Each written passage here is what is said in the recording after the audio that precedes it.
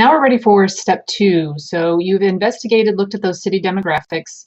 And again, you're looking at city demographics of the ISDs you're investigating. And so now you're actually looking at the district data for each one of those districts. So I wanted to go over those 7 things you're going to be looking into, and then also briefly just tell you how to access some of these reports if you've never done that before. So for each district, so for example, if you're choosing Austin and Lake Travis, you're pulling demographic information, teacher experience information, etc., for both Austin ISD and Lake Travis ISD. So the idea here is we're trying to do a compare contrast of 2 different cities, just like you were doing in COSL. So with student demographics, what I'm specifically interested in are the economically disadvantaged percentages and the race and ethnic demographics. So you're pulling those 2 pieces of information. Teacher experience and qualifications, college preparation curriculum. What that means is AP, IB, SAT, ACT, those would be college prep curriculum. School resources would be their facilities, enrichment programs. Do they offer band, art, really cool fine art kind of things? Technology, what does that look like? Is it a one-to-one?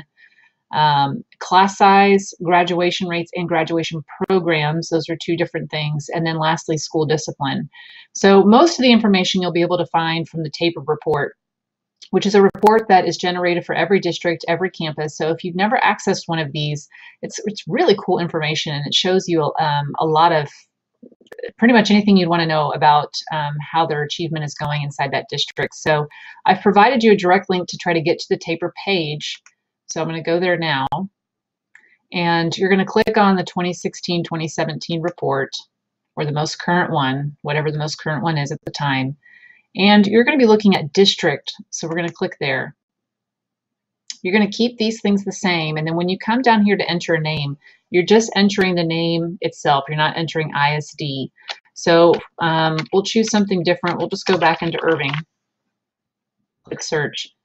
Now sometimes when it does this, it's going to pull up lots of different kinds of names. So for example, when you pull, if you're looking at Dallas, it might show you, see a lot of different types. What I'm looking for is just the traditional ISD. So in this case, it would just be Dallas ISD, not Lake Dallas, not KIPP. But let's go back into Irving. And it's already just has 1 option for us, so we know that's it. And I'm going to click View Report. Now, again, this report is going to give you lots of great information. And so this is the district performance report. And so it does break it down by grade level on how kids are performing, but that's not necessarily specifically what we're looking at. We're looking at some other factors. So if we're going to scroll, it's going to provide you all of that achievement information first before it gives you some of the other information. Let's keep going. Sorry for the scrolling. Sorry. This tells you how many students participated, which should be almost everybody. Attendance rates, which are kind of important to know about. Now, this annual dropout rate, you'll see is the students who are dropping out in grades 7 and 8 and 9 through 12, which gives you part of the picture. But the other part of the picture is down here. So what schools are reporting now is, okay, so typically, or should be ideally, kids are entering 9th grade. 4 years later, they exit 12th grade. They've graduated. And that's what that's showing here is 4-year longitudinal rate, that 93% of the students who started 9th grade finished 12th grade and completed on time. Okay, for that. So that was class of 2016. There's class of 2015. And it's giving you all of it. So GED, you know, the whole range is right here, okay? 5 years means that it took them 1 year longer. So maybe they failed out of 9th grade, failed out of 10th grade, but eventually they did graduate, but it took them 5 years. So you see that 93% of the class of 2015 graduated in 4, 95 graduated in 5 years, which just means that we had that extra little 2% or so that made it and completed that next year. Then they also break it down by the 6th year. So this is giving you the overall number. What's the overall number of students who have graduated? Okay, so what we want to see then, this tells you the type of program that they graduated with. There's recommended high school plan. there's different types of high school graduation programs that you can participate in. And so you see that the large majority did graduate with the recommended high school program. So that's what I mean by programs. Here's some of your advanced courses that we were talking about. So your AP courses, which will help you about the advanced curriculum.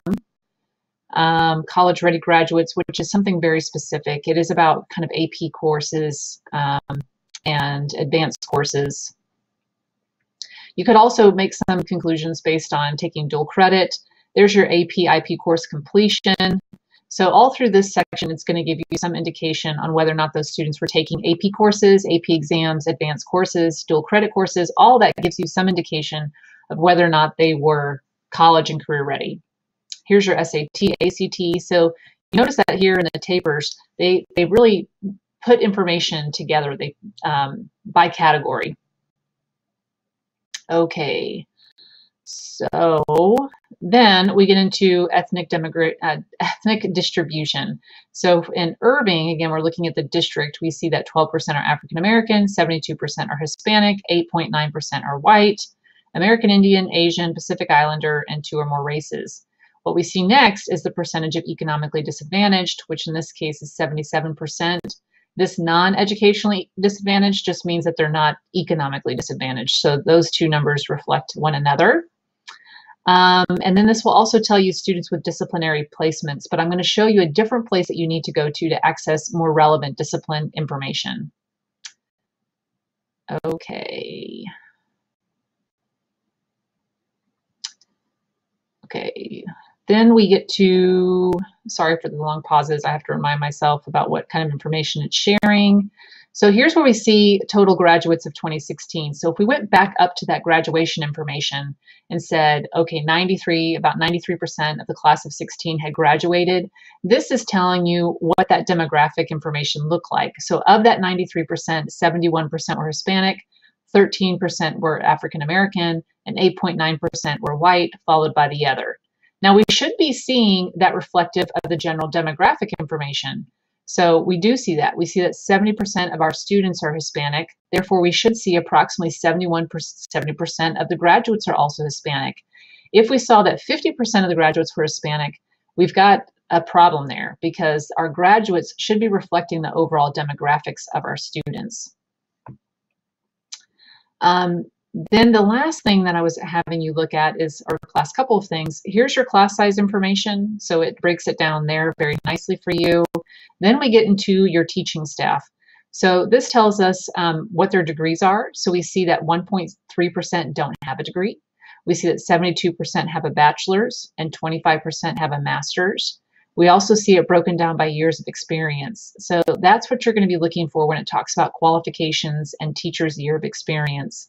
So again, most of the information you can find here in this document, which is a really great document. If you haven't downloaded one of these before, ever investigated one, for the district maybe that you came from or plan on applying in or maybe working in now, it's a really great tool to give you a better picture of what's going on.